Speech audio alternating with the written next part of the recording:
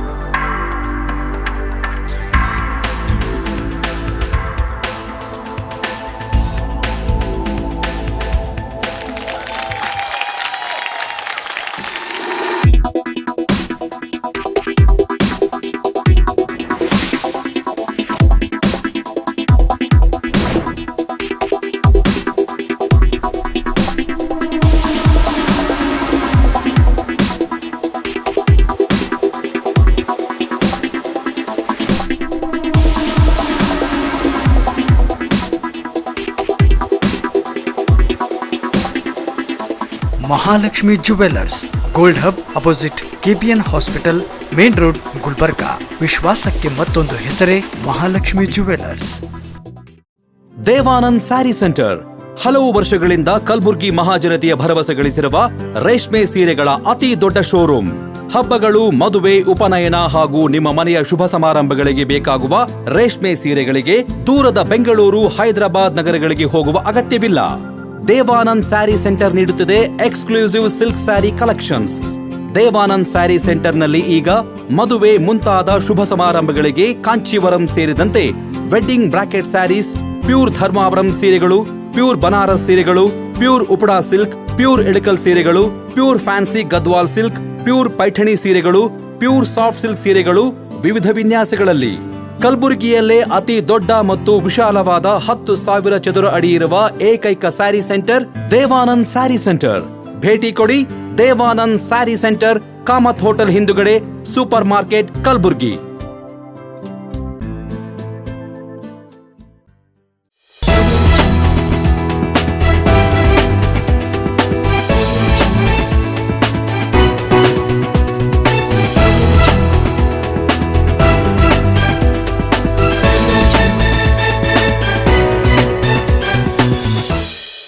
ನಮಸ್ಕಾರ.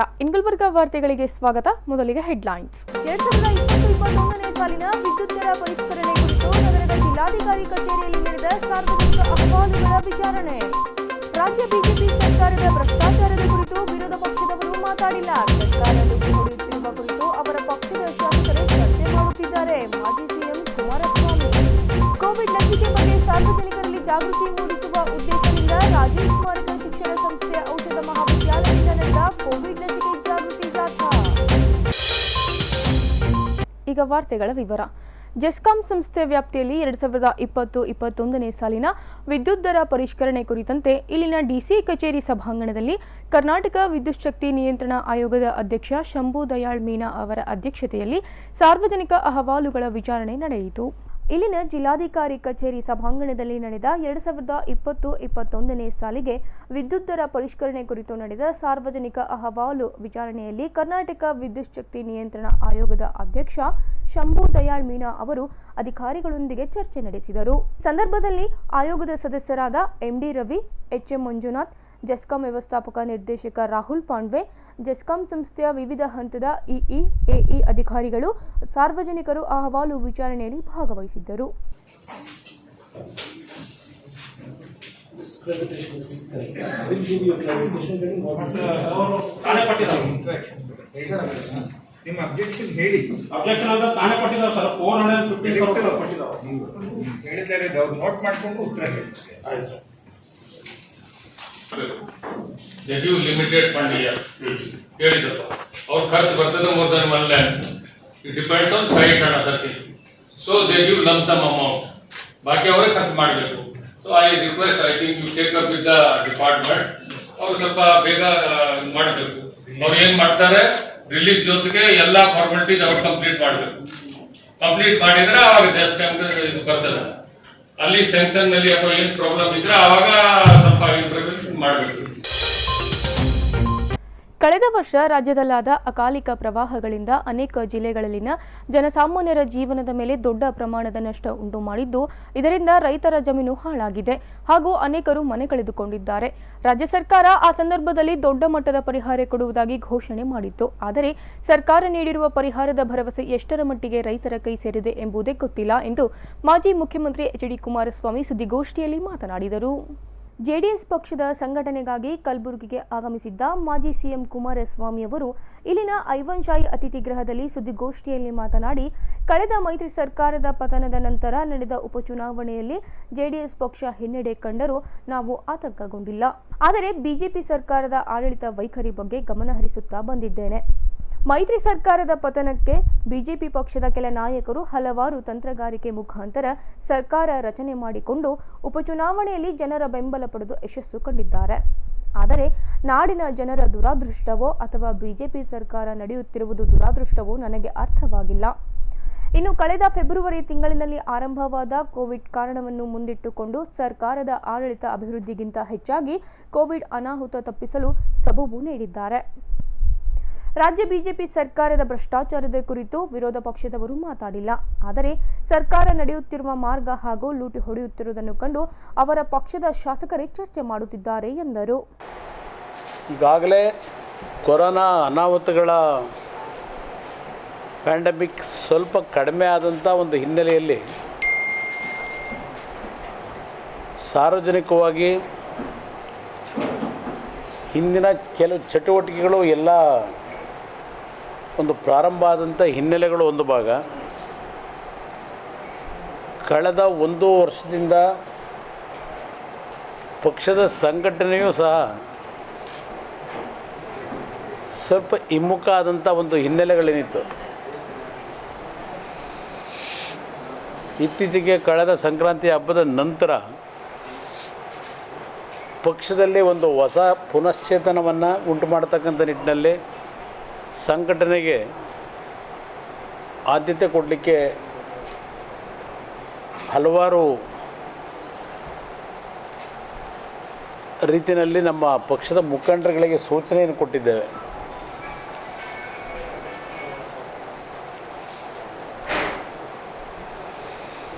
ಕಳೆದ ಮೈತ್ರಿ ಸರ್ಕಾರದ ಪತನದ ನಂತರ ನಡೆದಂಥ ಉಪಚುನಾವಣೆಗಳಲ್ಲೂ ನಮ್ಮ ಪಕ್ಷದ ಒಂದು ಹಿನ್ನಡೆ ಏನಿದೆ, ಆದರೆ ಉಪಚುನಾವಣೆಯ ಫಲಿತಾಂಶಗಳಿಂದ ನಾವುಗಳಿನ ಆತಂಕಕ್ಕೇನು ಒಳಗಾಗಿಲ್ಲ. ಅದಕ್ಕೆ ಕಾರಣ ಬೈ ಎಲೆಕ್ಷನ್ಗಳು ನಡೀತಕ್ಕಂಥ ವಿಧಾನಗಳು ಒಂದು ಬೇರೆ ರೀತಿಯಲ್ಲಿ ಆಗ್ತಕ್ಕಂಥದ್ದೇನಿದೆ, ಸಾರ್ವತ್ರಿಕ ಚುನಾವಣೆಗಳಾಗ್ತಕ್ಕಂಥ ಪರಿಸ್ಥಿತಿಗಳೇ ಬೇರೆ ಇರ್ತದೆ. ನಾನು ಸಾರ್ವಜನಿಕವಾಗಿ ಕಳೆದ 1 ವರ್ಷಗಳ ಕಾಲ ಸಕ್ರಿಯವಾಗಿ ಹೆಚ್ಚಿನ ರೀತಿಯಲ್ಲಿ ಭಾಗವಹಿಸ್ತೇ ಇದ್ದರು. ಸೂಕ್ಷ್ಮವಾಗಿ ಸರ್ಕಾರದ ಆಡಳಿತದ ವೈಖರಿಯ ಬಗ್ಗೆ ಗಮನಿಸ್ತಾ ಇದ್ದೇನೆ.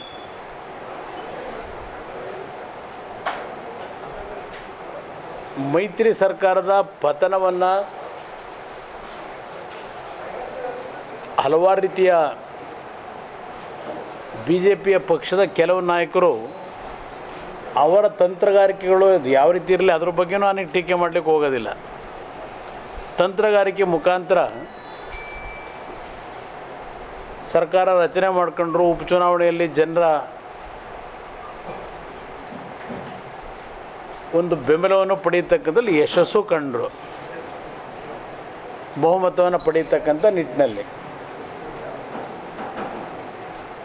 ಆದರೆ ನಾಡಿನ ಜನತೆಯ ದುರಾದೃಷ್ಟವು ಮತ್ತು ಇನ್ಯಾವುದೋ ಈ ಸರ್ಕಾರ ನಡೀತಾ ಇರ್ತಕ್ಕಂಥದ್ದೇ ಒಂದು ದುರಾದೃಷ್ಟ ಗೊತ್ತಿಲ್ಲ ನನಗೆ. ಆದರೆ ಅದೇನೋ BJP ಸರ್ಕಾರ ರಚನೆ ಆದ ನಂತರ 2019 ಜುಲೈ ತಿಂಗಳಲ್ಲಿ ಅವರೇನು ಮುಖ್ಯಮಂತ್ರಿಗಳಾದರೂ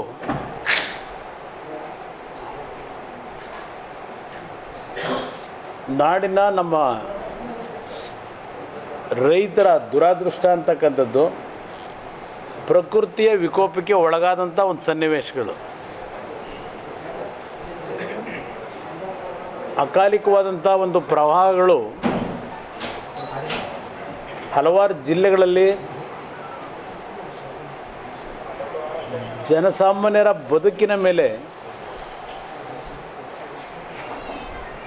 ದೊಡ್ಡ ಮಟ್ಟದ ನಷ್ಟವನ್ನು ಉಂಟು ಮಾಡ್ತಕ್ಕಂಥ ಘಟನೆಗಳೇನು ನಡೀತು. ರೈತರು ಬೆಳೆದಂಥ ಬೆಳೆಗಳು ನಾಶವಾದವು.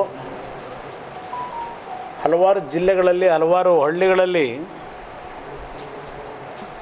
ಜಲಾವೃತವಾಗಿ ಮನೆಗಳು ಕುಸಿತಕ್ಕೂ ಒಳಗಾದವು. ಸರ್ಕಾರ ಆ ಸಂದರ್ಭದಲ್ಲಿ ದೊಡ್ಡ ಮಟ್ಟದ ಪರಿಹಾರಗಳನ್ನು ಕೊಡ್ತೀವಿ ಅಂತ ಘೋಷಣೆಗಳನ್ನು ಮಾಡಿದರು.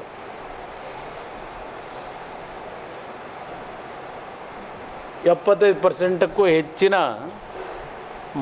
ಮನೆಗಳಿಗೆ ಡ್ಯಾಮೇಜ್ ಆಗಿರ್ತಕ್ಕಂಥದ್ದಕ್ಕೆ 5 ಲಕ್ಷ ರೂಪಾಯಿಗಳನ್ನು ಕೊಡ್ತೀವಿ ಅಂತಕ್ಕಂಥ ಘೋಷಣೆಯನ್ನು ಮಾಡಿದ್ರು ಮನೆ ಕಟ್ಕೊಳ್ಳಿಕ್ಕೆ. ಬೆಳೆ ಪರಿಹಾರದ ಒಂದು ಮಾಹಿತಿಗಳನ್ನು ಪಡೆದ ನಂತರವೂ ಸಹ ಬೆಳೆ ಪರಿಹಾರಗಳು ಎಷ್ಟು ಮಟ್ಟಕ್ಕೆ ಆ ರೈತನಿಗೆ ತಲುಪ್ತಕ್ಕಂಥದ್ರಲ್ಲಿ ಇವತ್ತು ಸರ್ಕಾರ ಸ್ಪಂದಿಸಿದ್ದಾರೆ ಅಂತಕ್ಕಂಥದ್ದು ಸ್ವಲ್ಪ ನೋವಿನ ಸಂಗತಿಗಳಿದೆ. ಪತ್ರಿಕಾಗೋಷ್ಠಿಯಲ್ಲಿ ಬಂಡೆಪ್ಪ ಕಾಶೆಂಪುರ್, ಕೇದಾರ್ಲಿಂಗಯ್ಯ ಹಿರೇಮಠ್, ಅಲಿಂ ಇನಮ್ದಾರ್, ನಾಸೀರ್ ಹುಸೇನ್, ಮನೋಹರ್ ಪೊದ್ದಾರ್ ಸೇರಿದಂತೆ ಇನ್ನಿತರೆ ಸದಸ್ಯರು ಭಾಗಿಯಾಗಿದ್ದರು. ಕೋವಿಡ್-19 ಕಡಿವಾಣಕ್ಕೆ ದೇಶೀಯ ಲಸಿಕೆ ಕಂಡುಹಿಡಿಯಲಾಗಿದ್ದು, ಈ ಕೋವಿಡ್ ಲಸಿಕೆ ಸಂಪೂರ್ಣ ಸುರಕ್ಷಿತವಾಗಿದ್ದರೂ ಇದನ್ನು ಪಡೆಯುವಲ್ಲಿ ಸಾರ್ವಜನಿಕರು ಹಿಂದೇಟು ಹಾಕುತ್ತಿರುವ ಹಿನ್ನೆಲೆ ರಾಜೀವ್ ಸ್ಮಾರಕ ಶಿಕ್ಷಣ ಸಂಸ್ಥೆಯ ಔಷಧ ಮಹಾವಿದ್ಯಾಲಯದ ವಿದ್ಯಾರ್ಥಿಗಳು ಕೋವಿಡ್ ಲಸಿಕೆ ಜಾಗೃತಿ ಜಾಥಾ ಮೂಲಕ ಸಾರ್ವಜನಿಕರಲ್ಲಿ ಜಾಗೃತಿ ಮೂಡಿಸಿದರು.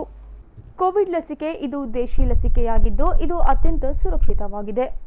ರಾಜ್ಯ ಹಾಗೂ ಕೇಂದ್ರ ಸರ್ಕಾರಗಳು ಈ ಲಸಿಕೆ ಪಡೆಯುವಂತೆ ಅರಿವು ಮೂಡಿಸಿದರೂ ಸಹ ಸಾರ್ವಜನಿಕರು ಈ ಲಸಿಕೆ ಪಡೆಯಲು ಹಿಂಜರಿಯುತ್ತಿರುವ ಹಿನ್ನೆಲೆ ಕಲಬುರಗಿಯ ರಾಜೀವ್ ಸ್ಮಾರಕ ಶಿಕ್ಷಣ ಸಂಸ್ಥೆಯ ಔಷಧ ಮಹಾವಿದ್ಯಾಲಯದ ವಿದ್ಯಾರ್ಥಿಗಳು ನಗರದುದ್ದಕ್ಕೂ ಕೋವಿಡ್ ಲಸಿಕೆ ಬಗ್ಗೆ, ಕೋವಿಡ್-19 ರೋಗ ಲಕ್ಷಣಗಳು ತಡೆಗಟ್ಟುವ ಕ್ರಮ ಮತ್ತು ಲಸಿಕೆ ತಯಾರಿಕೆ ಬಗ್ಗೆ ಮಾಹಿತಿಯುಳ್ಳ ಬ್ಯಾನರ್ಗಳ ಮೂಲಕ ಪ್ರದರ್ಶನ ನೀಡಿದರು.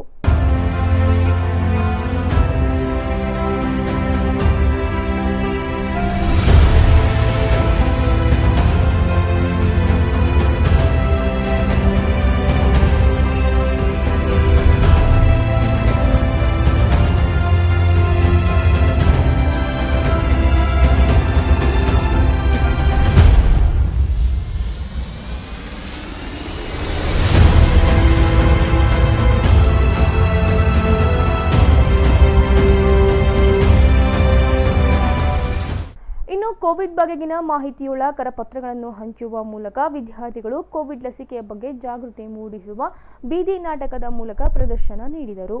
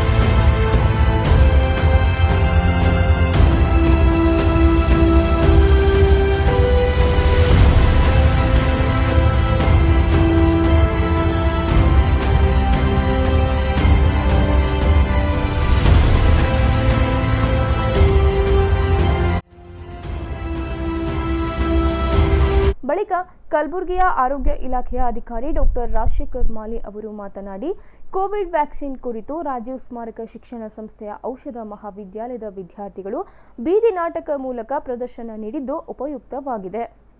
ಅದರಂತೆ ಗ್ರಾಮೀಣ ಭಾಗದಲ್ಲೂ ಇಂತಹ ಪ್ರದರ್ಶನ ಅವಶ್ಯಕವಾಗಿದೆ. ಮಾರ್ಚ್ನಿಂದ 6 ವರ್ಷ ಮೇಲ್ಪಟ್ಟವರಿಗೆ ಕೋವಿಡ್ ಲಸಿಕೆ ನೀಡಲು ಸರ್ಕಾರ ನಿರ್ಧರಿಸಿದೆ ಎಂದರು. ರಾಜೀವ್ ಮೆಮೋರಿಯಲ್ ಎಜುಕೇಷನ್ ಸೊಸೈಟಿಯ ಕಾಲೇಜ್ ಆಫ್ ಫಾರ್ಮಸಿ ಅವರಿಗೆ ಏರ್ಪಡಿಸಿದ ಈ ಒಂದು ಕೋವಿಡ್-19 ವ್ಯಾಕ್ಸಿನ್ ಅವೇರ್ನೆಸ್ ರ್ಯಾಲಿಯಲ್ಲಿ ಒಂದು ಸ್ಕಿಟ್ ಪ್ರದರ್ಶನ ಮಾಡಿ ಜನರಿಗೆ ಅವೇರ್ನೆಸ್ ಬಗ್ಗೆ ಅವರು ತೋರಿಸಿದರು. ಈ ನಮ್ಮ ಸಾಮಾನ್ಯ ಜನರಿಗೆ ಗ್ರಾಮೀಣ ಪ್ರದೇಶದಲ್ಲಿ ತಿಳಿಸ್ಬಿಡಬೇಕಾಯ್ತಂದರೆ ಕೋವಿಡ್ ವ್ಯಾಕ್ಸಿನ್ ಬಗ್ಗೆ ಮಹತ್ವ ಏನು, ಕೋವಿಡ್ ವ್ಯಾಕ್ಸಿನ್ನಿಂದ ನಮಗೆ ಯಾವ ಲಾಭಗಳಾಗ್ತವೆ, ತೆಗೆದುಕೊಳ್ಳದಿದ್ದರೆ ಏನು ಲಾಭ ಆಗ್ತದೆ, ದುಷ್ಪರಿಣಾಮ ಆಗುತ್ತವೆ ಅನ್ನೋದು ಈಗಾಗಲೇ ಅವರು ಸ್ಕಿಟ್ ಮುಖಾಂತರ ತಮಗೆ ಇಲ್ಲಿ ಮನವರಿಕೆ ಮಾಡಿಕೊಟ್ರು. ಗ್ರಾಮೀಣ ಜನರಿಗೆ ಹೇಳೋದಷ್ಟೇ, ಈಗಾಗಲೇ ನಾವು ಸರ್ಕಾರದ ವತಿಯಿಂದ ಹೆಲ್ತ್ ಕೇರ್ ವರ್ಕರ್ ಮತ್ತು ಫ್ರಂಟ್ ಲೈನ್ ವರ್ಕರ್ ಅಂತ ತಿಳ್ಕೊಂಡ್ಬಿಟ್ಟು ನಾವು ಈಗಾಗಲೇ ವ್ಯಾಕ್ಸಿನನ್ನು ಪ್ರಾರಂಭ ಮಾಡಿದ್ದೀವಿ. ಇನ್ನು ಮುಂದಿನ ದಿನಗಳಲ್ಲಿ ಇದು ಇನ್ನೂ ಎಫೆಕ್ಟಿವ್ ಆಗಬೇಕಾದರೆ ಗ್ರಾಮೀಣ ಪ್ರದೇಶದಲ್ಲಿ ಎಲ್ಲ ಒಂದು ಸಾರ್ವಜನಿಕರಿಗೆ ಕೊಡುವ ನಿಮಿತ್ತ ಈ ಸ್ಕಿಟ್ಟು ಇನ್ನು ಮುಂದಿನ ದಿನಗಳಲ್ಲಿ ಬಹಳ ಉಪಯೋಗ ಆಗುತ್ತದೆ. ಯಾಕಂದರೆ ಮುಂದಿನ ಬರುವ ದಿನಗಳಲ್ಲಿ ನಾವು ಸರ್ಕಾರ ಎಲ್ಲ ಸಾರ್ವಜನಿಕರಿಗೆ ಇದೊಂದು ಪ್ರಯೋಗ ಮಾಡಲಿಕ್ಕೆ, ಇದೊಂದು ವ್ಯಾಕ್ಸಿನ್ ಕೊಡಲಿಕ್ಕೆ ನಿಯೋಜನೆ ಮಾಡಿದೆ. ಇಂದಿನ ಒಂದು ಮಾಹಿತಿ ಪ್ರಕಾರ ಮಾರ್ಚ್ನಿಂದ 60 ವರ್ಷ ಮೇಲ್ಪಟ್ಟಂಥ ಎಲ್ಲ ವ್ಯಕ್ತಿಗಳಿಗೆ, 45 ವರ್ಷ ಮೇಲ್ಪಟ್ಟ ಇಂಥ ವ್ಯಕ್ತಿ ಅವರಿಂದ ಕೋಮಾರ್ಬಿಡಿ, ಡಯಾಬಿಟಿಸ್ ಇರ್ಬೋದು, ಶುಗರ್, BP ಇರ್ಬೋದು, ಯಾವುದೇ ಕಾಯಿಲೆ ಇದ್ದವರಿಗೆ ವ್ಯಾಕ್ಸಿನ್ ಕೊಡಲಿಕ್ಕೆ ಸರ್ಕಾರ ಅನುವು ಮಾಡಿಕೊಡ್ತಿದೆ ಅಂತ ನಿನ್ನೆ ಒಂದು ಪ್ರೆಸ್ ಸ್ಟೇಟ್ಮೆಂಟ್ ನಮ್ಮ ಕೇಂದ್ರ ಸರ್ಕಾರದವರು ಹೇಳಿದ್ದಾರೆ. ಸೊ ಮುಂಬರುವ ದಿನಗಳಲ್ಲಿ ಈ ಸ್ಕಿಟ್ಟು ಬಹಳಷ್ಟು ಎಫೆಕ್ಟಿವ್ ಆಗಬೇಕು. ಇದು ಎಲ್ಲ ಒಂದು ಗ್ರಾಮೀಣ ಪ್ರದೇಶದಲ್ಲಿ ಕೂಡ ಇದು ಕನ್ನಡ ಭಾಷೆಯಲ್ಲಿ ಜನರಿಗೆ ಮನಮುಟ್ಟುವಂತೆ ಈ ನಾಟ್ ಓನ್ಲಿ ಇವ್ರದ್ದು ರಾಜೀವ್ ಗಾಂಧಿ ಅಲ್ಲ, ನಮ್ಮ ಒಂದು IAC ಆಕ್ಟಿವಿಟಿ ವಿಂಗ್ಲಿಂದ ಇದು ಕಾರ್ಯಕ್ರಮ ನಾವು ಪ್ರತಿ ಒಂದು ಗ್ರಾಮ ಒಂದು IACಯಲ್ಲಿ ಮಾಡ್ತಾ ಇದ್ದೀವಿ. ಈಗ ಪುಟ್ಟದೊಂದು ವಿರಾಮದ ನಂತರ ಇನ್ನಷ್ಟು ಸುದ್ದಿಗಳನ್ನು ನಿರೀಕ್ಷಿಸಿ. ಕರ್ನಾಟಕ ನಗರ ನೀರು ಸರಬರಾಜು ಮತ್ತು ಒಳಚರಂಡಿ ಮಂಡಳಿ SC ಹಾಗೂ ಹೊರಗುತ್ತಿಗೆ ಒಳಚರಂಡಿ ಮಂಡಳಿ ಸಂಘದಿಂದ ನಡೆದ ರಾಜ್ಯ ಮಟ್ಟದ ಸಮಾವೇಶ. ಆತ್ಮೀಯ ಮತದಾರ ಬಂಧುಗಳೇ, ಪ್ರತಿಷ್ಠಿತ ಹೈದರಾಬಾದ್ ಕರ್ನಾಟಕ ಶಿಕ್ಷಣ ಸಂಸ್ಥೆಯ ಚುನಾವಣೆಯಲ್ಲಿ ಕಮಲಾಪುರ ಮಾಜಿ ಶಾಸಕರಾದ ಶ್ರೀ ಸುಭಾಷ್ ಎಸ್ ಪಾಟೀಲ್ ಅವರ ಪುತ್ರರಾದ ಶ್ರೀ ವಿನಯ್ ಪಾಟೀಲ್ ಅವರು ಅಭಿವೃದ್ಧಿ ಹಾಗೂ ಬೆಳವಣಿಗೆಯ ಉದ್ದೇಶ ಹೊಂದಿರುವ ಶ್ರೀ ಬಸವರಾಜ್ ಭೀಮಳ್ಳಿ ಅವರ ಪ್ಯಾನೆಲ್ನಲ್ಲಿ ಆಡಳಿತ ಮಂಡಳಿ ಸದಸ್ಯ ಸ್ಥಾನಕ್ಕೆ ಸ್ಪರ್ಧಿಸಿದ್ದಾರೆ. ಅವರ ಕ್ರಮ ಸಂಖ್ಯೆ 40. ಕಲ್ಯಾಣ ಕರ್ನಾಟಕ ಭಾಗದಲ್ಲಿ ಶೈಕ್ಷಣಿಕ ಕ್ರಾಂತಿ ಹಾಗೂ ಅಭಿವೃದ್ಧಿ ಯೋಜನೆಗಳ ಅಡಿಪಾಯ ಗಟ್ಟಿಗೊಳಿಸಲು ಪಾಟೀಲ್ ಅವರಂತಹ ವ್ಯಕ್ತಿಯ ಅವಶ್ಯಕತೆ ಇದೆ. ಕಾರಣ, ಮತದಾರರು ಹೈದರಾಬಾದ್ ಕರ್ನಾಟಕ ಶಿಕ್ಷಣ ಸಂಸ್ಥೆ ಚುನಾವಣೆ 2021ರ ಚುನಾವಣೆಯಲ್ಲಿ ವಿನಯ್ ಎಸ್ ಪಾಟೀಲ್ ಅವರನ್ನ ಬಹುಮತದಿಂದ ಗೆಲ್ಲಿಸಬೇಕಾಗಿ ಮನವಿ. ಅಭ್ಯರ್ಥಿ ವಿನಯ್ ಎಸ್ ಪಾಟೀಲ್, ಕ್ರಮ ಸಂಖ್ಯೆ 40. ಮತದಾನದ ದಿನಾಂಕ ಫೆಬ್ರವರಿ 27, 2021.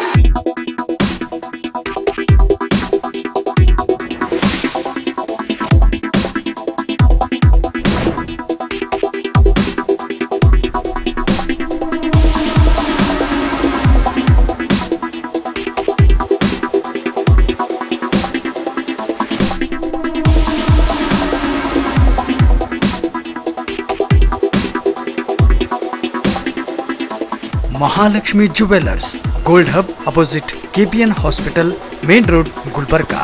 ವಿಶ್ವಾಸಕ್ಕೆ ಮತ್ತೊಂದು ಹೆಸರೇ Mahalakshmi jewellers. Devanand saree centre, ಹಲವು ವರ್ಷಗಳಿಂದ ಕಲಬುರ್ಗಿ ಮಹಾಜನತೆಯ ಭರವಸೆ ಗಳಿಸಿರುವ ರೇಷ್ಮೆ ಸೀರೆಗಳ ಅತಿ ದೊಡ್ಡ ಶೋರೂಮ್. ಹಬ್ಬಗಳು, ಮದುವೆ, ಉಪನಯನ ಹಾಗೂ ನಿಮ್ಮ ಮನೆಯ ಶುಭ ಸಮಾರಂಭಗಳಿಗೆ ಬೇಕಾಗುವ ರೇಷ್ಮೆ ಸೀರೆಗಳಿಗೆ ದೂರದ ಬೆಂಗಳೂರು, ಹೈದರಾಬಾದ್ ನಗರಗಳಿಗೆ ಹೋಗುವ ಅಗತ್ಯವಿಲ್ಲ. ದೇವಾನಂದ್ ಸ್ಯಾರಿ ಸೆಂಟರ್ ನೀಡುತ್ತಿದೆ exclusive silk saree collections. Devanand saree ಸೆಂಟರ್ನಲ್ಲಿ ಈಗ ಮದುವೆ ಮುಂತಾದ ಶುಭ ಸಮಾರಂಭಗಳಿಗೆ ಕಾಂಚೀವರಂ ಸೇರಿದಂತೆ wedding bracket sarees, pure Dharmavaram ಸೀರೆಗಳು, ಪ್ಯೂರ್ ಬನಾರಸ್ ಸೀರೆಗಳು, pure Uppada silk, pure Ilkal ಸೀರೆಗಳು, pure fancy Gadwal silk, pure Paithani ಸೀರೆಗಳು, ಪ್ಯೂರ್ ಸಾಫ್ಟ್ ಸಿಲ್ಕ್ ಸೀರೆಗಳು ವಿವಿಧ ವಿನ್ಯಾಸಗಳಲ್ಲಿ. ಕಲಬುರಗಿಯಲ್ಲೇ ಅತಿ ದೊಡ್ಡ ಮತ್ತು ವಿಶಾಲವಾದ 10,000 ಚದುರ ಅಡಿ ಇರುವ ಏಕೈಕ sari centre Devanand saree centre. ಭೇಟಿ ಕೊಡಿ Devanand saree centre, Kamath hotel ಹಿಂದುಗಡೆ, ಸೂಪರ್ ಮಾರ್ಕೆಟ್, ಕಲಬುರ್ಗಿ.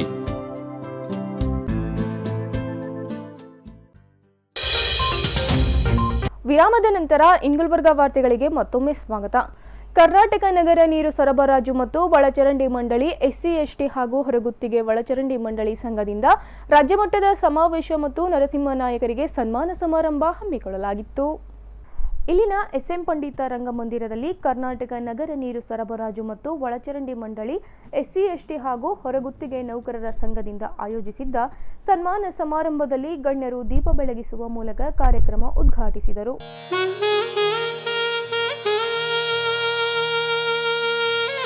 ಬಳಿಕ ಕರ್ನಾಟಕ ನಗರ ನೀರು ಸರಬರಾಜು ಮತ್ತು ಒಳಚರಂಡಿ ಮಂಡಳಿ ಅಧ್ಯಕ್ಷ ನರಸಿಂಹ ನಾಯಕ ಅವರಿಗೆ ಸನ್ಮಾನ ಮಾಡಲಾಯಿತು.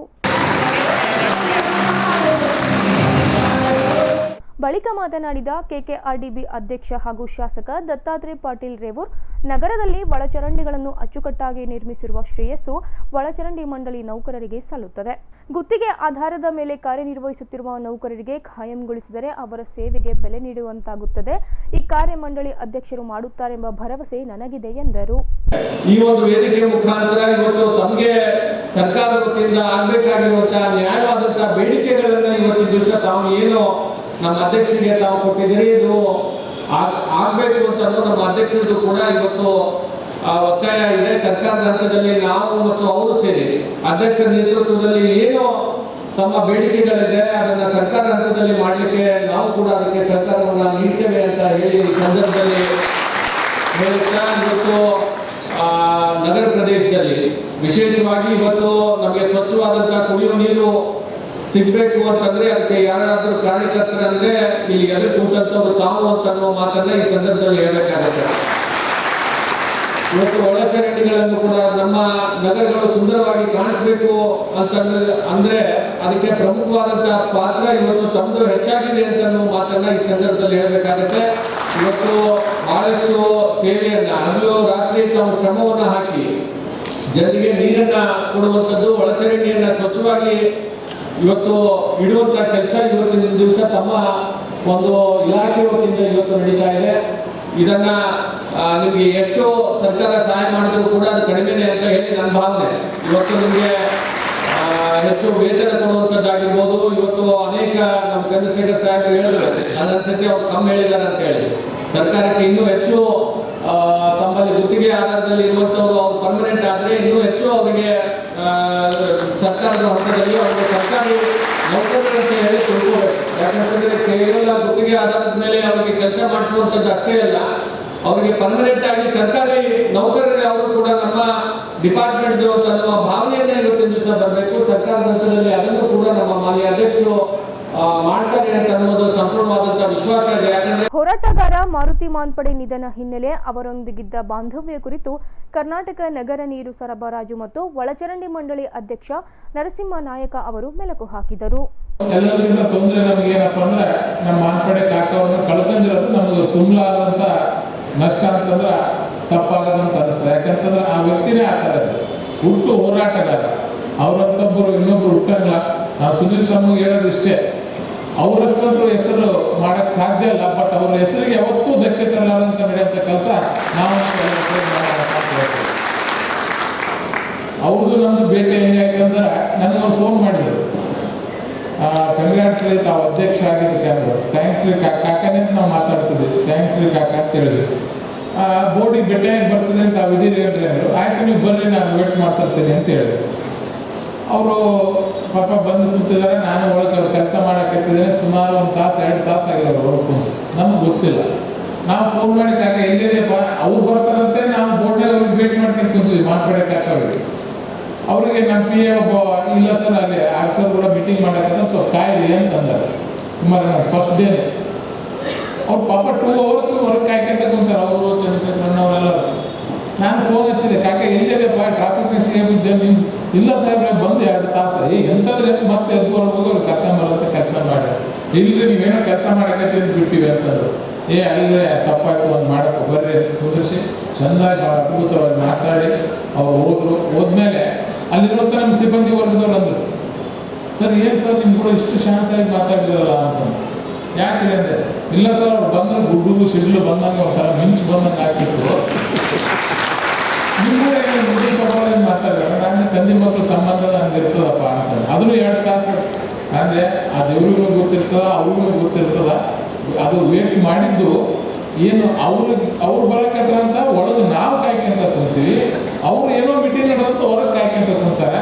ಹಂಗಾಗಿ ಅವರಿಗೆ ಕಾಯಿಸಿ ಬರ್ತಾ ಬೇರೆ ಬಂದು ನಮ್ಗೆ ಹಲವಾರು ವಿಷಯಗಳನ್ನ ಹೇಳಿದ್ರು. ಅವ್ರು ನಮ್ಗೆ ಒಂದೇ ಮಾತು ಹೇಳಿದ್ರು, ಸಾಹೇಬ್ರೆ ನಮ್ಮವ್ರು ನೀವು ಅಧ್ಯಕ್ಷರಾಗಿದೆ, ನಮ್ಮ ಒಂದು ವರ್ಗಕ್ಕೆ ತಾವು ನ್ಯಾಯ ಒದಗಿಸಿಕೊಡ್ತೀರ ಸಂಪೂರ್ಣ ನಂಬಿಕೆ ಇದೆ ಅಂತ ಅವರು ಮಾತು ಹೇಳಿದ್ರು. ಸಮಾರಂಭದಲ್ಲಿ THM Kumar, SN Dinesh, Sunil Maruti Manpade, M Chandrashekar ಹಾಗೂ ಕರ್ನಾಟಕ ನಗರ ನೀರು ಸರಬರಾಜು ಮತ್ತು ಒಳಚರಂಡಿ ಮಂಡಳಿ, SC ST ಹಾಗೂ ಹೊರಗುತ್ತಿಗೆ ಒಳಚರಂಡಿ ಮಂಡಳಿ ಸಂಘದ ಸದಸ್ಯರು ಉಪಸ್ಥಿತರಿದ್ದರು. ಹೈದರಾಬಾದ್ ಕರ್ನಾಟಕ ಶಿಕ್ಷಣ ಸಂಸ್ಥೆಯಲ್ಲಿ 3 ವರ್ಷಗಳ ಕಾಲ ಅಧ್ಯಕ್ಷನಾಗಿ ಕಾರ್ಯನಿರ್ವಹಿಸಿದ್ದ ವೇಳೆ ಅನೇಕ ಅಭಿವೃದ್ಧಿ ಕಾರ್ಯಗಳನ್ನು ಮಾಡಿದ್ದೇನೆ. ಕಲಬುರಗಿಯಲ್ಲಿ PDA ಕಾಲೇಜಿನಲ್ಲಿರುವ ITI ಕಾಲೇಜು ಶೆಡ್ನಲ್ಲಿ ಉಳಿದಿತ್ತು. ಆ ಕಾಲೇಜನ್ನು ಅಭಿವೃದ್ಧಿಗೊಳಿಸಿದ ಪರಿಣಾಮ ರಾಜ್ಯದಲ್ಲಿ ಇಂದು ITI ಕಾಲೇಜು 15ನೇ ರ್ಯಾಂಕ್ ಹಾಗೂ ಕಲಬುರಗಿ ಜಿಲ್ಲೆಯಲ್ಲಿ ಮೊದಲ ರ್ಯಾಂಕ್ ಪಡೆದಿದೆ ಎಂದು ಡಾಕ್ಟರ್ ಭೀಮಾಶಂಕರ್ ಬಿಲ್ಗುಂದಿ ಮಾತನಾಡಿದರು. ಇದೇ ಫೆಬ್ರವರಿ 27ರಂದು ನಡೆಯುವ ಹೈದರಾಬಾದ್ ಕರ್ನಾಟಕ ಶಿಕ್ಷಣ ಸಂಸ್ಥೆಯ ಚುನಾವಣೆಯಲ್ಲಿ ಅಧ್ಯಕ್ಷ ಸ್ಥಾನಕ್ಕೆ ಸ್ಪರ್ಧಿಸುತ್ತಿರುವ ಡಾಕ್ಟರ್ ಭೀಮಾಶಂಕರ್ ಬಿಲ್ಗುಂದಿಯವರು ಸುದ್ದಿಗೋಷ್ಠಿಯಲ್ಲಿ ಮಾತನಾಡಿ, ನನ್ನ 3 ವರ್ಷಗಳ ಕಾಲ ಅಧಿಕಾರಾವಧಿಯಲ್ಲಿ ಅನೇಕ ಅಭಿವೃದ್ಧಿ ಕಾರ್ಯಗಳನ್ನು ಮಾಡಿದ್ದೇನೆ. ಕೋವಿಡ್ ಸಂದರ್ಭದಲ್ಲಿ ಕೋವಿಡ್ ವಾರ್ಡ್ಗಳನ್ನು ನಿರ್ಮಿಸಿದ್ದೇವೆ. 25ರಿಂದ 30 ಕೋಟಿ ರೂಪಾಯಿ ವೆಚ್ಚದ ಉಪಕರಣಗಳನ್ನು ತಂದಿದ್ದೇವೆ. ಶಶಿಲ್ ಮೋಶಿ ಹಾಗೂ ಬಸವರಾಜ್ ಬಿಮ್ಮಳ್ಳಿ ಅವರ ಅಧಿಕಾರಾವಧಿಯಲ್ಲಿ ಒಟ್ಟು 9 ವರ್ಷದಲ್ಲಿ 65 ಕೋಟಿ ರೂಪಾಯಿ ಖರ್ಚು ಮಾಡಿದ್ದಾರೆ. ನನ್ನ ಅಧಿಕಾರಾವಧಿಯಲ್ಲಿ 69 ಕೋಟಿ ರೂಪಾಯಿ ವೆಚ್ಚ ಮಾಡಿದ್ದು ಇದು ನನ್ನ ಅಭಿವೃದ್ಧಿಯಾಗಿದೆ ಎಂದರು. ನಮಸ್ಕಾರ. ಇವತ್ತು ಏನದ ಹೈದರಾಬಾದ್ ಕರ್ನಾಟಕ ಎಜುಕೇಷನ್ ಸೊಸೈಟಿಯ ಚುನಾವಣೆ ನಡೆದಿದೆ. ನಾಳೆ 27ನೇ ತಾರೀಕಿಗೆ ಪೋಲಿಂಗ್ ಇದೆ. ಇವತ್ತೇನದ ಅಂತಂದ್ರೆ ನಾನು ಏನು ಮಾಡಿದ್ದೀನಿ 3 ವರ್ಷದಲ್ಲಿ ಡೆವಲಪ್ಮೆಂಟ್ ಬಗ್ಗೆ ನಾನು ಹೇಳ್ತಿದ್ದೆ.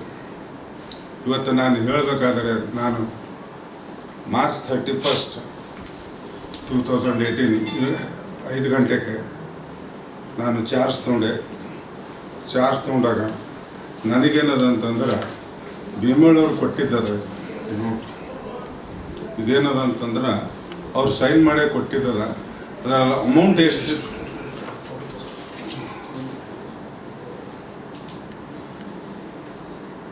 ಇದು ಏನದ ಸ್ಕ್ಯಾನ್ ಮಾಡಿ ಕಾಪಿ ಇದೆ, ಅವ್ರು ಸೈನ್ ಮಾಡಿದ್ದಾರೆ. ಅದು ಏನದ ಅಂದ್ರೆ ನನಗೆ ಕೊಟ್ಟಿದ್ದೆ ಎಷ್ಟದ ಅಂತಂದರೆ 1,65,85,212. ಇದು ನನಗೆ ಚಾರ್ಜ್ ತೊಗೊಂಡ ಮ್ಯಾಗ ಅಮೌಂಟ್ ಇತ್ತು. ನಾನು ಬಂದ ಮ್ಯಾಕೆ ವಿ ಆರ್ ಸ್ಟಾರ್ಟೆಡ್. ನಮ್ಮದೇನು ಸ್ಲೋಗನ್ ಇತ್ತು, transparency, accountability, administration and academic and property protection. ಈ ಅವಧಿಯಲ್ಲಿ ನಾನು ಇದ್ದಾಗ ನನಗೇನಾಯಿತು ಅಂತಂದರೆ 3 ವರ್ಷ ಪೀರಿಯಡ್ ಇದೆ. 3 ವರ್ಷ ಪೀರಿಯಡ್ನಲ್ಲಿ 9 ತಿಂಗಳು ಏನದ ಅಂದ್ರೆ ಪ್ಯಾಂಡಮಿಕ್ ಕೋವಿಡ್ ಇತ್ತು. ಇದು ಜಗತ್ತಿನಲ್ಲೇ ಸ್ಪ್ರೆಡ್ ಆಗಿತ್ತು. ಆ ಕಾರಣ ನನಗಷ್ಟು ಸಮಯ ಸಿಕ್ಕಿಲ್ಲ. ನನ್ನ ಮ್ಯಾನಿಫೆಸ್ಟೋದಲ್ಲಿ ಏನದ ಅಂತಂದರೆ ಟ್ರಾನ್ಸ್ಪರೆನ್ಸಿ ಇತ್ತು, ಅಕೌಂಟಬಿಲಿಟಿ ಇತ್ತು, ಅಕಾಡೆಮಿಕ್ ಇತ್ತು, ಅಡ್ಮಿನಿಸ್ಟ್ರೇಷನ್ ಇತ್ತು, ಪ್ರಾಪರ್ಟಿ ಪ್ರೊಟೆಕ್ಷನ್ ಇತ್ತು. ಈ ಅವಧಿಯಲ್ಲಿ ನಾನೇನದ ಅಂತಂದ್ರೆ ಟ್ರಾನ್ಸ್ಪರೆನ್ಸಿ ಏನದ ಅಂತಂದ್ರೆ how the management financial transparency ಅಂತ ಹೇಳ್ತೀನಿ. ಫೈನಾನ್ಷಿಯಲ್ ಟ್ರಾನ್ಸ್ಪರೆನ್ಸಿದಾಗ ನಾನು ಎಷ್ಟು ಫಂಡ್ ಜನ್ರೇಟ್ ಮಾಡಿದೆ, ಲೀಕೇಜಸ್ ಎಲ್ಲೆಲ್ಲಿದ್ದು ಅಷ್ಟು ಎಲ್ಲ ಸ್ಟಾಪ್ ಮಾಡ್ಕೇಸಿಂದ ನಿಯರ್ಲಿ ಅಬೌಟ್ ಏನದ 3-4 ಕೋಟಿ ರೂಪಾಯಿ ಉಳಿಸಿದೆ. ಇದು ಏನದ ಅಂತಂದ್ರೆ ಟ್ರಾನ್ಸ್ಪರೆನ್ಸಿದಾಗ ಬರುತ್ತೆ. ಇದರಲ್ಲಿ ಏನದ ನಾನು ನಂಬಲ್ಲಿ ಏನದ ಫಂಡ್ ಮ್ಯಾನೇಜ್ಮೆಂಟ್ನಾಗ ಇವತ್ತು ನಾನೇನದ ಅಂತಂದ್ರೆ ಒಂದೇ ಮಾತು ಹೇಳ್ತೀನಿ, ನನಗೆ ಮೇದಾಗ ಅಡ್ಮಿಷನ್ ಸಿಕ್ಕಾಗ ನಮಗೇನದ ಅಂತಂದ್ರೆ ಬಿಲ್ಡಿಂಗ್ ಡೆವಲಪ್ಮೆಂಟ್ ಫಂಡ್ ಕಲೆಕ್ಟ್ ಆಗಿದ್ದು ನಿಯರ್ಲಿ ಅಬೌಟ್ 17 crores. ಅವ್ರ ಟೈಮ್ನಲ್ಲಿ 3 ವರ್ಷ ಅವಧಿಯಲ್ಲಿ ಭೀಮಳ್ಳವ್ರದ್ದು 3 ವರ್ಷ ಅವಧಿಯಲ್ಲಿ 18 ಕೋಟಿ ಸಿಕ್ತು. ಹಾಗೆ ನಮೋಶಿ 6 ವರ್ಷದಲ್ಲಿ 2 ಟರ್ಮ್ನಲ್ಲಿ 60-62 ಕೋಟಿ ಅಂದಾಜು ಸಿಕ್ತು. ಅಂದರೆ ಬಿಲ್ಡಿಂಗ್ ಡೆವಲಪ್ಮೆಂಟ್ ಫಂಡ್ ಅವ್ರದ್ದು 6 ವರ್ಷದ ಅವಧಿ, ಭೀಮಳ್ಳವ್ರದ್ದು 3 ವರ್ಷದ ಅವಧಿ, ಹಾಗೆ ನನ್ನ 2 ವರ್ಷ 9 ತಿಂಗಳ ಅವಧಿಯಲ್ಲಿ ನಾನು ಏನದ ಅಂತಂದ್ರೆ 53 ಕೋಟಿ ರೂಪಾಯಿ ನಾನು ಬಿಲ್ಡಿಂಗ್ ಡೆವಲಪ್ಮೆಂಟ್ ಫಂಡ್ ಕಲೆಕ್ಟ್ ಮಾಡಿದೆ. ಈ ಸಂದರ್ಭದಲ್ಲಿ ಡಾಕ್ಟರ್ ಭೀಮಾಶಂಕರ್ ಬಿಲ್ಗುಂದಿ ಪ್ಯಾನೆಲ್ ಸದಸ್ಯರು ಉಪಸ್ಥಿತರಿದ್ದರು. ಕೇರಳ, ತ್ರಿಪುರ, ತಮಿಳುನಾಡು ಮಾದರಿಯಲ್ಲಿ ಕೃಷಿ ಕೂಲಿಕಾರರ ಸಮಗ್ರ ಕಾನೂನನ್ನು ಅಂಗೀಕರಿಸಿ ಕಟ್ಟಡ ಕಾರ್ಮಿಕರಿಗೆ ಹಾಗೂ ಹಮಾಲಿ ಕಾರ್ಮಿಕರಿಗೆ ಇರುವಂತೆ ಕೃಷಿ ಕಾರ್ಮಿಕರಿಗೂ ಕಲ್ಯಾಣ ನಿಧಿಯನ್ನು ಸ್ಥಾಪನೆ ಮಾಡುವಂತೆ ಆಗ್ರಹಿಸಿ ಕರ್ನಾಟಕ ಪ್ರಾಂತ ಕೃಷಿ ಕೂಲಿಕಾರರ ಸಂಘ ಜಿಲ್ಲಾಧಿಕಾರಿ ಕಚೇರಿ ಮುಂದೆ ಪ್ರತಿಭಟಿಸಿತು. ಕಲ್ಯಾಣ ನಿಧಿಗಾಗಿ ಒತ್ತಾಯಿಸಿ ನಡೆಯುವ ಹೋರಾಟಕ್ಕೆ ಜಯವಾಗಲಿ. ಖಾತ್ರಿ ಯೋಜನೆಯಲ್ಲಿ ಹೆಚ್ಚಿನ ಅನುದಾನ ಬಿಡುಗಡೆ ಮಾಡಲೇಬೇಕು. ಕೃಷಿ ಕೂಲಿಕಾರರ ಕೃಷಿ ಬಿಕ್ಕಟ್ಟು ತೀವ್ರವಾಗಿದ್ದು ಹಳ್ಳಿಗಳಲ್ಲಿ ಮೊದಲಿನಂತೆ ಕೆಲಸ ದೊರೆಯುತ್ತಿಲ್ಲ. ಉದ್ಯೋಗ ಖಾತ್ರಿ ಯೋಜನೆಯು ಸರಿಯಾಗಿ ಜಾರಿಯಾಗುತ್ತಿಲ್ಲ. ಖಾಯಂ ಕೆಲಸದ ಭರವಸೆ ಇಲ್ಲ, ಖಚಿತ ಆದಾಯವಿಲ್ಲ, ವಾಸಕ್ಕೆ ಮನೆ, ಭವಿಷ್ಯ ನಿಧಿ, ಆರೋಗ್ಯ ಸೇವೆ, ನಿವೃತ್ತಿ ವೇತನ, ಮಕ್ಕಳಿಗೆ ಶಿಕ್ಷಣ ಸೇರಿದಂತೆ ಖಚಿತಪಡಿಸುವ ಯಾವ ಕಾನೂನು ಸಹ ಇದುವರೆಗೂ ಜಾರಿಯಾಗಿಲ್ಲ. ಕೆಲ ರಾಜ್ಯಗಳಲ್ಲಿ ಇರುವಂತಹ ಕಲ್ಯಾಣ ನಿಧಿಯನ್ನು ಕೃಷಿ ಕಾರ್ಮಿಕರಿಗೂ ಕಲ್ಯಾಣ ನಿಧಿ ಸ್ಥಾಪನೆ ಮಾಡುವಂತೆ ಸಂಘದ ರಾಜ್ಯ ಪ್ರಧಾನ ಕಾರ್ಯದರ್ಶಿ ಚಂದ್ರಪ್ಪ ಹೊಸ್ಕೇರ ಮನವಿ ಮಾಡಿಕೊಂಡಿದ್ದಾರೆ. ಈ ಕಾರ್ಯಕ್ರಮದಲ್ಲಿ ಮುಖ್ಯವಾಗಿ ಕರ್ನಾಟಕದಲ್ಲಿ ಕೃಷಿ ಕೂಲಿಕಾರರಿಗೆ ಒಂದು ಸಮಗ್ರವಾಗಿರ್ತಕ್ಕಂಥ ಕಲ್ಯಾಣ ಮಂಡಳಿಯನ್ನು ರಚನೆ ಮಾಡಬೇಕು. ಯಾವ ರೀತಿಯಾಗಿ ಕಟ್ಟಡ ಕಾರ್ಮಿಕರಿಗೆ ಕಲ್ಯಾಣ ಮಂಡಳಿ ರಚನೆ ಮಾಡಿ ಕೋಟ್ಯಾಂತರ ರೂಪಾಯಿ ಹಣವನ್ನು ಮೀಸಲಾಗಿಟ್ಟಿದೆ, ಅದೇ ಥರನೇ ಕೃಷಿ ಕೂಲಿಕಾರರು ರಾಜ್ಯದಲ್ಲಿ 1 ಕೋಟಿಗಿಂತ ಹೆಚ್ಚಿರುವಂತಕ್ಕಂಥ ಕೃಷಿ ಕೂಲಿಕಾರನನ್ನು ಕಡೆಗಣಿಸಬಾರ್ದು. ಆ ಕೃಷಿ ಕೂಲಿಕಾರರಿಗೆ ಭವಿಷ್ಯ ನಿಧಿ, ಆಮೇಲೆ ವಸತಿ ನಿವೇಶನ ಮತ್ತು ಮನೆ ನಿವೇಶನ, ಭೂಮಿ ಮತ್ತು ಕಲ್ಯಾಣ ಮಂಡಳಿಯಲ್ಲಿ ಅವ್ರ ಮಕ್ಕಳಿಗೆ ವಿದ್ಯಾಭ್ಯಾಸ ಕೊಡುವಂತಕ್ಕಂಥ ಒಂದು ಶಿಕ್ಷಣ ಕೊಡುವಂತಕ್ಕಂಥ ಮತ್ತು ಉದ್ಯೋಗ ಕೊಡುವಂತಕ್ಕಂಥ ಗ್ರಾಮೀಣ ಉದ್ಯೋಗ ಖಾತ್ರಿ ಸಮಗ್ರವಾಗಿ ಜಾರಿಗೆ ಬರಬೇಕು. ಆ ಉದ್ಯೋಗ ಖಾತ್ರಿಯಲ್ಲಿ ಕನಿಷ್ಠ 200 ದಿನ ಕೆಲಸ ಸಿಗಬೇಕು, 600 ರೂಪಾಯಿ ಕೆಲಸ 600 ರೂಪಾಯಿ ಕೂಲಿ ಕೊಡಬೇಕು ಅನ್ನುವಂತಕ್ಕಂಥ ಒತ್ತಾಯಿಸಿ ಇಡೀ ರಾಜ್ಯದಂತೆ ಏನಪ್ಪ ಅಂದರೆ ಪ್ರತಿಭಟನೆಯನ್ನು ಹಮ್ಮಿಕೊಂಡಿದೆ. ಈ ಸಂದರ್ಭದಲ್ಲಿ ಭೀಮಶೆಟ್ಟಿ ಎಂಪಳ್ಳಿ, ಚಂದಪ್ಪ ಹಾವನೂರ್, ಮಲ್ಲಮ್ಮ ಕೂಡ್ಲಿ, ಜಗದೇವಿ ಚಂದನಕೇರ, ರಾಮಚಂದ್ರ ಪವಾರ್, ಮಲ್ಲಪ್ಪ ಪೂಜಾರಿ, ಸುರೇಶ್ ದೊಡ್ಮನಿ ಹಾಗೂ ಇನ್ನಿತರೆ ಸದಸ್ಯರು ಭಾಗಿಯಾಗಿದ್ದರು. ಬೆಂಗಳೂರಿನ ಡಿಜೆ ಹಳ್ಳಿ ಹಾಗೂ ಕೆಜಿಹಳ್ಳಿಯಲ್ಲಿ ನಡೆದ ಗಲಭೆ ಇದೊಂದು ಪೂರ್ವಯೋಜಿತ ಸಂಚಾಗಿತ್ತು. ಈ ಗಲಭೆ ಪೂರ್ವದಲ್ಲಿ ಬೆಂಗಳೂರಿನ ಬಬಲ್ ಗಮ್ ಫ್ಯಾಕ್ಟರಿ ಸೇರಿದಂತೆ ವಿವಿಧೆಡೆ ಸಭೆ ಮಾಡಿರುವ ಕುರಿತು ಸಿಸಿಟಿವಿ ಕ್ಯಾಮೆರಾದಲ್ಲಿ ಸೆರೆಯಾಗಿದೆ. ಇನ್ನು ಈ ಗಲಭೆಗೆ ಕಾರಣೀಭೂತರಾದ ಆರೋಪಿಗಳ ಪರವಾಗಿ ಮಾತನಾಡಿರುವ ಮಾಜಿ ಸಿಎಂ ಸಿದ್ದರಾಮಯ್ಯ ಹಾಗೂ ಜಮೀರ್ ಅಹಮದ್ ಖಾನ್ ಅವರು ಪೊಲೀಸರು ಅಮಾಯಕರನ್ನು ಕೊಲೆಗೈದಿದ್ದಾರೆ ಎಂದು ಹೇಳಿಕೆ ನೀಡಿರುವುದು ಖಂಡನೀಯ ಎಂದು ಬಿಜೆಪಿ ಪ್ರಧಾನ ಕಾರ್ಯದರ್ಶಿ ಅಶ್ವಥ್ ನಾರಾಯಣ್ ಸುದ್ದಿಗೋಷ್ಠಿಯಲ್ಲಿ ಅಸಮಾಧಾನ ಹೊರಹಾಕಿದ್ದಾರೆ. ಪುಲಕೇಶಿ ನಗರ ವಿಧಾನಸಭಾ ಕ್ಷೇತ್ರ ವ್ಯಾಪ್ತಿಯು ಡಿಜೆ ಹಳ್ಳಿ, ಕೆಜಿಹಳ್ಳಿ ಹಾಗೂ ಕಾವಲ್ ಬೈರ್ಸಂದ್ರದಲ್ಲಿ ಆಗಸ್ಟ್ 11ರಂದು ನಡೆದಿದ್ದ ಗಲಭೆಯ ಕುರಿತು ತನಿಖೆ ನಡೆಸುವಂತೆ ಒತ್ತಾಯಿಸಿದ ಮೇರೆಗೆ ಸರ್ಕಾರ ಈ ಗಲಭೆಯ ಕುರಿತು ತನಿಖೆ ನಡೆಸಿತ್ತು. ನವೀನ್ ಎನ್ನುವ ವ್ಯಕ್ತಿ ಮಹಮ್ಮದ್ ಪೈಗಂಬರ್ ಕುರಿತು ಸಾಮಾಜಿಕ ಜಾಲತಾಣದಲ್ಲಿ ಅವಹೇಳನಕಾರಿಯಾಗಿ ಪೋಸ್ಟ್ ಮಾಡಿದ್ದ ಹಿನ್ನೆಲೆಯಲ್ಲಿ ಅವರ ವಿರುದ್ಧ ಪ್ರಕರಣ ದಾಖಲಿಸಲು ಪೊಲೀಸರು ವಿಳಂಬ ಮಾಡಿದ್ದಾರೆ ಎಂದು ಆರೋಪಿಸಿ ನೂರಾರು ಜನರು ರಾತ್ರೋರಾತ್ರಿ ವಾಹನಗಳು ಹಾಗೂ ಶಾಸಕರ ಮನೆಗೂ ಬೆಂಕಿ ಹಚ್ಚಿ ಗಲಭೆ ನಡೆಸಿದ್ದರು. ಈ ಗಲಭೆ ಸಂಪೂರ್ಣವಾಗಿ ಪೂರ್ವಯೋಜಿತವಾಗಿತ್ತು. ಅಷ್ಟೇ ಅಲ್ಲದೆ ಈ ಗಲಭೆಗೆ ಕಾರಣೀಕರ್ತ ಆರೋಪಿಗಳ ಪರವಾಗಿ ಮಾಜಿ ಮುಖ್ಯಮಂತ್ರಿ ಸಿದ್ದರಾಮಯ್ಯ ಹಾಗೂ ಜಮೀರ್ ಅಹಮದ್ ಪರವಾಗಿ ಮಾತನಾಡಿರುವುದು ಖಂಡನೀಯ ಎಂದು ಅಶ್ವಥ್ ನಾರಾಯಣ್ ಕಿಡಿಕಾರಿದ್ದಾರೆ. ಬೆಂಗಳೂರಿನಲ್ಲಿ ಆಗಸ್ಟ್ 11, 2020ರಲ್ಲಿ ಒಂದು ನಡೆಯಬಾರದಂಥ ಒಂದು ಭಯಾನಕವಾಗಿರ್ತಕ್ಕಂಥ ಒಂದು ಗಲಭೆ ಪ್ರಾರಂಭ ಆಯಿತು. ಆಗಸ್ಟ್ 11, 2020 ವಿಶೇಷವಾಗಿ ಕಾಂಗ್ರೆಸ್ಸಿನ ಒಬ್ಬ ದಲಿತ ಶಾಸಕರನ್ನೇ ಗುರಿಯಾಗಿಟ್ಕೊಂಡು ಮತ್ತು ಆಗಸ್ಟ್ 11ನೇ ತಾರೀಕು ಉದ್ದೇಶಪೂರ್ವಕವಾಗಿ ಆ ದಿನಾಂಕವನ್ನು ಸೆಲೆಕ್ಟ್ ಮಾಡಿ ಪೂರ್ವನಿಯೋಜಿತವಾಗಿ ಬೆಂಗಳೂರಿನಲ್ಲಿ ಒಂದು ಆತಂಕವನ್ನು ಸೃಷ್ಟಿ ಮಾಡಲಿಕ್ಕೆ ಒಂದು ವಿಶೇಷವಾಗಿ 1 ತಿಂಗಳ ಮುಂಚಿನ ಇದಕ್ಕೆ ಪೂರ್ವ ತಯಾರಿಯನ್ನು ಮಾಡಿಕೊಂಡು ಗಲಭೆಯನ್ನು ಸೃಷ್ಟಿಸಿ 3 ಜನ ಸಾವಿಗೆ ಕಾರಣರಾದಂಥ ಕೆಲವು ಗೂಂಡಾಗಳ ಬಗ್ಗೆ ನಾನು 12ನೇ ತಾರೀಕು ಒಂದು ಪತ್ರಿಕಾಗೋಷ್ಠಿ ಮಾಡಿದ್ದೆ. ಆಗಸ್ಟ್ 12, 2020ರಲ್ಲಿ ಒಂದು ಪತ್ರಿಕಾಗೋಷ್ಠಿ ಮಾಡಿದ್ದೆ. DJ ಹಳ್ಳಿ ಮತ್ತು KG ಹಳ್ಳಿಯ ಗಲಭೆ ಕೂಡ. ಆ ಪತ್ರಿಕಾಗೋಷ್ಠಿನಲ್ಲಿ ಪೂರ್ವ ನಿಯೋಜಿತವಾಗಿರ್ತಕ್ಕಂಥ ಈ ಒಂದು ಗಲಭೆ, ಈ ಗಲಭೆಗೆ ಪೂರ್ವದಲ್ಲಿ ಬಬಲ್ ಗಮ್ ಫ್ಯಾಕ್ಟ್ರಿ ಹತ್ರ, ವೆಂಕಟೇಶ್ವರ ಕಾಲೇಜ್ ಹತ್ರ ಮತ್ತು ಅಲ್ಲೊಂದು 3-4 ಸ್ಥಳಗಳಲ್ಲಿ ಅರಬ್ಬಿ ಕಾಲೇಜಿನಲ್ಲಿ ಪಕ್ಕದಲ್ಲಿ ಸಭೆಗಳನ್ನು ಮಾಡಿರ್ತಕ್ಕಂಥದ್ದು. CC ಕ್ಯಾಮ್ರಾದಲ್ಲಿ ಈ ಸಭೆಗಳು ಬರೆದಿರೋ ರೀತಿಯಲ್ಲಿ ವ್ಯವಸ್ಥಿತವಾಗಿ ಇದನ್ನು ತಡೆದಿರ್ತಕ್ಕಂಥದ್ದು ಅನ್ನೋದ್ರ ಬಗ್ಗೆ ನಾನು ಉಲ್ಲೇಖ ಮಾಡಿ ಅವತ್ತು ಈ ಘಟನೆಯನ್ನು ಖಂಡಿಸಿ ಮತ್ತು ಇದ್ರ ಬಗ್ಗೆ ಪೂರ್ಣವಾಗಿ ತನಿಖೆ ಆಗಬೇಕು ಅಂತೇಳಿ ನಾನು ಪತ್ರಿಕಾಗೋಷ್ಠಿಯನ್ನು ಮಾಡಿ ಪತ್ರಿಕಾಗೋಷ್ಠಿಯಲ್ಲಿ ವಿಚಾರಗಳನ್ನು ಉಲ್ಲೇಖ ಮಾಡಿದೆ. ಈಗ ಈ ತನಿಖೆ ಬಗ್ಗೆ ವಿಶೇಷವಾಗಿ ಇದ್ರ ಬಗ್ಗೆ ರಾಜ್ಯ ಸರ್ಕಾರ ಇದನ್ನೊಂದು ತನಿಖೆಗೆ ಒಳಪಡಿಸಿದೆ.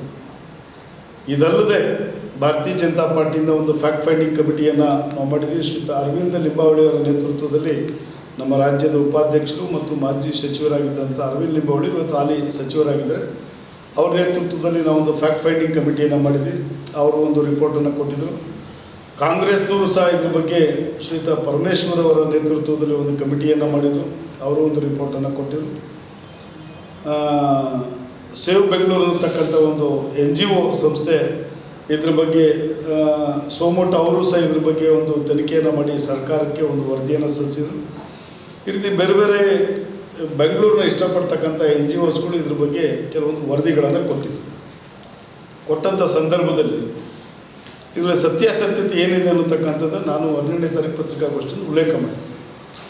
ದುರ್ದೈವ ಅವತ್ತಿನ ಘಟನೆಯನ್ನು ಕುರಿತು ಈ ರಾಜ್ಯದ ಮಾಜಿ ಮುಖ್ಯಮಂತ್ರಿ ಶ್ರೀಯುತ ಸಿದ್ದರಾಮಯ್ಯನವರು ತಮ್ಮ ಪಕ್ಷದ ಒಬ್ಬ ಶಾಸಕನ ಮೇಲೆ, ವಿಶೇಷವಾಗಿ ಒಬ್ಬ ದಲಿತ ಶಾಸಕರ ಮನೆಗೆ ವ್ಯವಸ್ಥಿತವಾಗಿ 500ರಿಂದ 600 ಜನ ನುಗ್ಗಿ ಸ್ಟೇಷನ್ಗಳಿಗೆ ಬೆಂಕಿಯನ್ನು ಇಟ್ಟು ಮತ್ತು ಸ್ಟೇಷನ್ ಮುಂದೆ ಮೈಕ್ ಹಾಕಿ ಭಾಷಣ ಮಾಡಿರ್ತಕ್ಕಂಥದ್ದು, ಅವ್ರ ಮನೆಗೆ ನುಗ್ಗಿ ಲೂಟಿ ಮಾಡಿ ಒಡವೆ ವಸ್ತ್ರ ಹಣ ದೋಚ್ಕೊಂಡು ಹೋಗಿದ್ದಾರೆ ಅನ್ನತಕ್ಕಂಥದ್ದನ್ನು ಪತ್ರಿಕಾಗೋಷ್ಠಿ ಮಾಡಿ ಅಖಂಡ ಶ್ರೀನಿವಾಸ ಮೂರ್ತಿ ಹೇಳಿದರೂ ಸಹ ಇದು ಪೊಲೀಸಿನವರ ವೈಫಲ್ಯ ಅನ್ನತಕ್ಕಂಥ ಒಂದು ಬೇಜವಾಬ್ದಾರಿ ಹೇಳಿಕೆಯನ್ನು ಅವರು ಕೊಟ್ಟಿದ್ದಾರೆ. ಪತ್ರಿಕಾಗೋಷ್ಠಿಯಲ್ಲಿ ರಾಜ್ಕುಮಾರ್ ಪಾಟೀಲ್ ತೆಲ್ಕೂರ್, ಲಿಂಗರಾಜ್ ಬಿರಾದಾರ್, ಸಂತೋಷ್ ಹದಿಮನಿ ಉಪಸ್ಥಿತರಿದ್ದರು. ಕಲಬುರಗಿಯ ಇಂದಿನ ಹವಾಮಾನ ಹೀಗಿದೆ. ಕಲಬುರಗಿಯಲ್ಲಿ ಇಂದು ಗರಿಷ್ಠ 36 ಡಿಗ್ರಿ ಸೆಲ್ಸಿಯಸ್, ಕನಿಷ್ಠ 21 ಡಿಗ್ರಿ ಸೆಲ್ಸಿಯಸ್ ಉಷ್ಣಾಂಶ ದಾಖಲಾಗಿದೆ.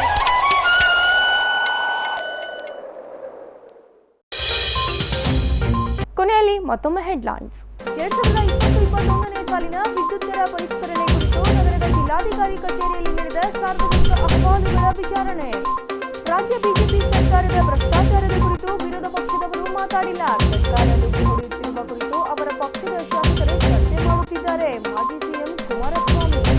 ಕೋವಿಡ್ ಲಸಿಕೆ ಬಗ್ಗೆ ಸಾರ್ವಜನಿಕರಲ್ಲಿ ಜಾಗೃತಿ ಮೂಡಿಸುವ ಉದ್ದೇಶದಿಂದ ರಾಜೀವ್ ಸ್ಮಾರಕ ಶಿಕ್ಷಣ ಸಂಸ್ಥೆಯ ಔಷಧ ಮಹಾವಿದ್ಯಾಲಯದಿಂದ ನಡೆದ ಕೋವಿಡ್ ಲಸಿಕೆ ಜಾಗೃತಿ ಜಾಥಾ.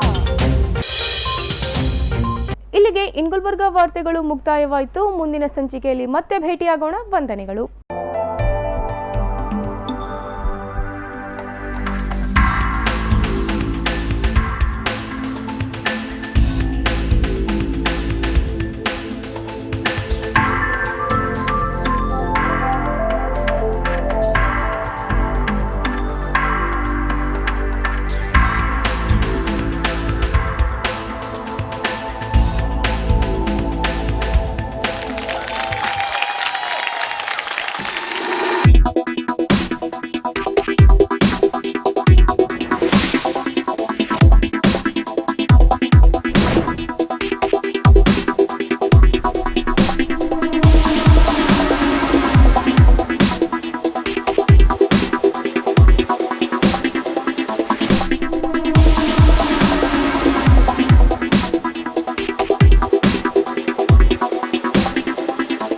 Mahalakshmi jewellers, gold hub opposite KPN hospital, main road, Gulbarga. ವಿಶ್ವಾಸಕ್ಕೆ ಮತ್ತೊಂದು ಹೆಸರೇ Mahalakshmi jewellers. Devanand saree centre ಹಲವು ವರ್ಷಗಳಿಂದ ಕಲಬುರ್ಗಿ ಮಹಾಜನತೆಯ ಭರವಸೆ ಗಳಿಸಿರುವ ರೇಷ್ಮೆ ಸೀರೆಗಳ ಅತಿ ದೊಡ್ಡ ಶೋರೂಮ್. ಹಬ್ಬಗಳು, ಮದುವೆ, ಉಪನಯನ ಹಾಗೂ ನಿಮ್ಮ ಮನೆಯ ಶುಭ ಸಮಾರಂಭಗಳಿಗೆ ಬೇಕಾಗುವ ರೇಷ್ಮೆ ಸೀರೆಗಳಿಗೆ ದೂರದ ಬೆಂಗಳೂರು, ಹೈದರಾಬಾದ್ ನಗರಗಳಿಗೆ ಹೋಗುವ ಅಗತ್ಯವಿಲ್ಲ. ದೇವಾನಂದ್ ಸ್ಯಾರಿ ಸೆಂಟರ್ ನೀಡುತ್ತಿದೆ exclusive silk saree collections. Devanand saree ಸೆಂಟರ್ನಲ್ಲಿ ಈಗ ಮದುವೆ ಮುಂತಾದ ಶುಭ ಸಮಾರಂಭಗಳಿಗೆ ಕಾಂಚೀವರಂ ಸೇರಿದಂತೆ wedding bracket sarees, pure Dharmavaram ಸೀರೆಗಳು, ಪ್ಯೂರ್ ಬನಾರಸ್ ಸೀರೆಗಳು, pure Uppada silk, pure Ilkal ಸೀರೆಗಳು, pure fancy Gadwal silk, pure Paithani ಸೀರೆಗಳು, ಪ್ಯೂರ್ ಸಾಫ್ಟ್ ಸಿಲ್ಕ್ ಸೀರೆಗಳು ವಿವಿಧ ವಿನ್ಯಾಸಗಳಲ್ಲಿ. ಕಲಬುರಗಿಯಲ್ಲೇ ಅತಿ ದೊಡ್ಡ ಮತ್ತು ವಿಶಾಲವಾದ 10,000 ಚದುರ ಅಡಿ ಇರುವ ಏಕೈಕ sari centre Devanand saree centre. ಭೇಟಿ ಕೊಡಿ Devanand saree centre, Kamath hotel ಹಿಂದುಗಡೆ, ಸೂಪರ್ ಮಾರ್ಕೆಟ್, ಕಲಬುರ್ಗಿ.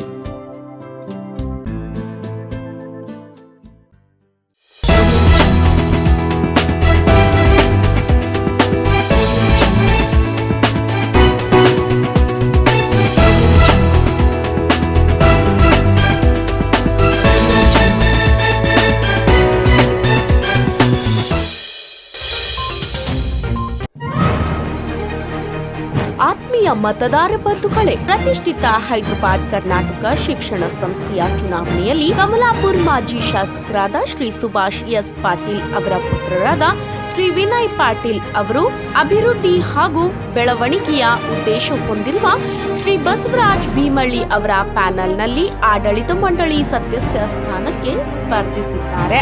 ಅವರ ಕ್ರಮ ಸಂಖ್ಯೆ 40. ಕಲ್ಯಾಣ ಕರ್ನಾಟಕ ಭಾಗದಲ್ಲಿ ಶೈಕ್ಷಣಿಕ ಕ್ರಾಂತಿ ಹಾಗೂ ಅಭಿವೃದ್ಧಿ ಯೋಜನೆಗಳ ಅಡಿಪಾಯ ಗಟ್ಟಿಗೊಳಿಸಲು ಪಾಟೀಲ್ ಅವರಂತಹ ವ್ಯಕ್ತಿಯ ಅವಶ್ಯಕತೆ ಇದೆ. ಕಾರಣ, ಮತದಾರರು ಹೈದರಾಬಾದ್ ಕರ್ನಾಟಕ ಶಿಕ್ಷಣ ಸಂಸ್ಥೆ ಚುನಾವಣೆ 2021ರ ಚುನಾವಣೆಯಲ್ಲಿ ವಿನಯ್ ಎಸ್ ಪಾಟೀಲ್ ಅವರನ್ನ ಬಹುಮತದಿಂದ ಗೆಲ್ಲಿಸಬೇಕಾಗಿ ಮನವಿ. ಅಭ್ಯರ್ಥಿ ವಿನಯ್ ಎಸ್ ಪಾಟೀಲ್, ಕ್ರಮ ಸಂಖ್ಯೆ 40. ಮತದಾನದ ದಿನಾಂಕ ಫೆಬ್ರವರಿ 27, 2021.